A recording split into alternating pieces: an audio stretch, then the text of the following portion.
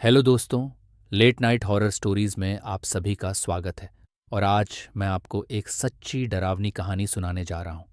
तो हेडफोन्स लगाइए और शुरू करते हैं लेट नाइट हॉरर स्टोरीज का 8वां एपिसोड।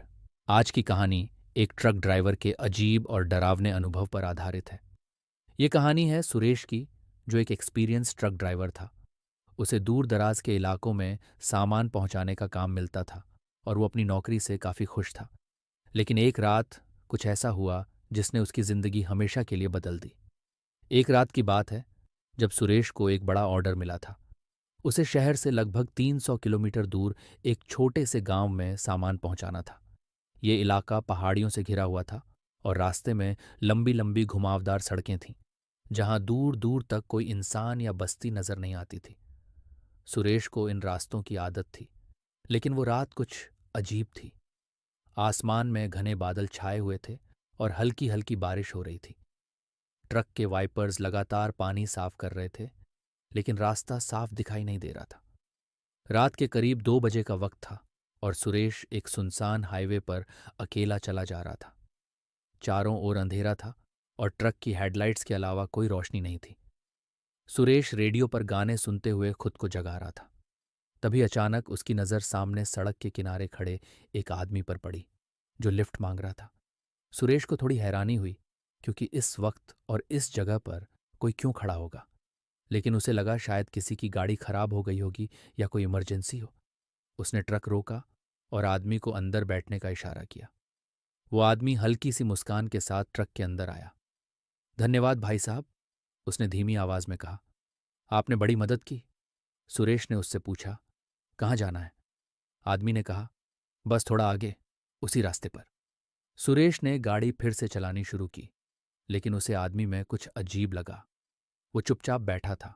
उसकी निगाहें लगातार सड़क पर थीं और उसने अपना चेहरा हुड से ढक रखा था। सुरेश ने बातचीत शुरू करने की कोशिश की, लेकिन आदमी ने सिर्फ हाँ या ना में जवाब दिया। करीब आधे घंटे के सफर के बाद सुरेश को महसूस हुआ कि ट्रक का माहौल अचानक ठंडा हो गया है। बाहर तो बारिश रुक चुकी थी, लेकिन ट्रक के अंदर का तापमान जैसे गिर गया था। उसे थोड़ा अजीब लगा, लेकिन उसने सोचा शायद ये उसकी थकान का असर है। कुछ देर बाद सुरेश ने महसूस किया कि ट्रक में एक अजीब सी दुर्गंध फैलने लगी है। वो गंध इतनी तेज थी कि उसे उल्टी जैसा महसूस होने लगा। उसने विंडो खोली, लेकिन गंध कम नहीं हुई। उसने पीछे मुड़कर देखा तो वो आदमी अभी भी वैसे ही बैठा था, लेकिन अब उसकी आंखें सुरेश पर जमी हुई थीं। उसकी आंखों में अजीब सी चमक थी, मानो वो कुछ छुपा रहा हो। सुरेश का दिल तेजी से धड़कने लगा। उसने अपनी नजरें वापस सड़क पर फोकस करने की कोशिश की, लेकिन उसका ध्यान उस आदमी की अजीब हरकतों से हट नहीं रहा था।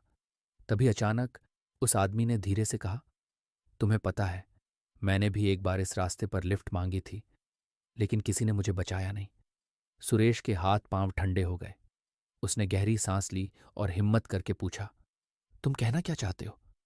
वो आदमी धीरे धीरे हंसने लगा और उसकी हंसी धीरे धीरे डरावनी और खौफनाक होती गई।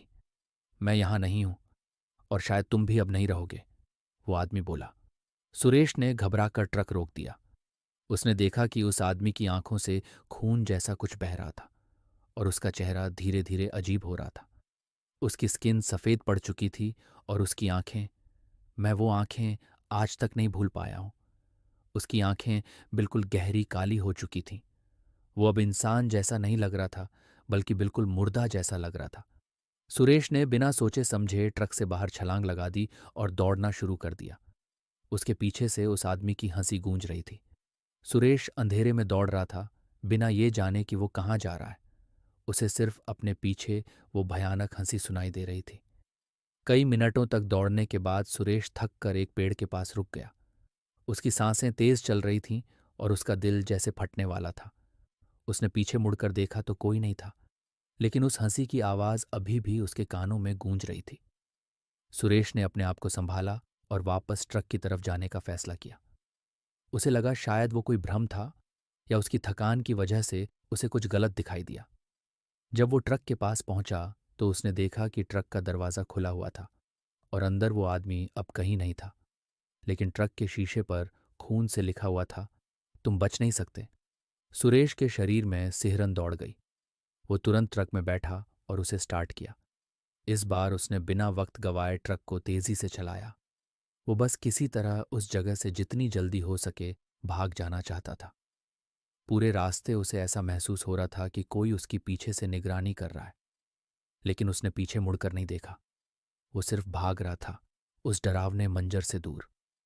अगले दिन सुरेश गांव पहुंचा और सामान डिलीवर किया, लेकिन उस रात के बाद वो कभी भी रात में ट्रक चलाने से कतराने लगा। उसने अपने दोस्तों को भी ये बात बताई, लेकिन किसी ने उसकी बात पर यकीन नहीं किया। कुछ दिनों बाद सुरेश को फिर से उसी रास्ते पर जाना पड़ा। वो बहुत डर रहा था, लेकिन काम की मजबूरी थी। जब वो उसी सुनसान सड़क पर पहुंचा जहां उसने उस आदमी को लिफ्ट दी थी, उसने देखा कि वहीं एक और ट्रक खड़ा है और उसी जगह वही आदमी एक और ड्राइवर से लिफ्ट मांग रहा था। तो दोस्तों, कैसी लगी आपको ये कहानी? अगर पसंद आई हो या डर लगा हो तो कमेंट करके ज़रूर बताइए और लाइक और सब्सक्राइब करना ना भूलें। अगर आपके साथ भी कोई डरावना एक्सपीरियंस हुआ है और आप चाहते हैं कि मैं आपकी भी कहानी अपने चैनल पर सुनाऊं, तो आप अपनी कहानी मुझे ईमेल कर सकते हैं। ईमेल आपको डिस्क्रिप्शन में मिल जाएगी, तो अपनी कहानी ज़रूर शेयर करें। फिर मिलेंगे अगले एपिसोड में कुछ नई और सच्ची डरावनी कहानियों के साथ। तब तक के लिए अलविदा।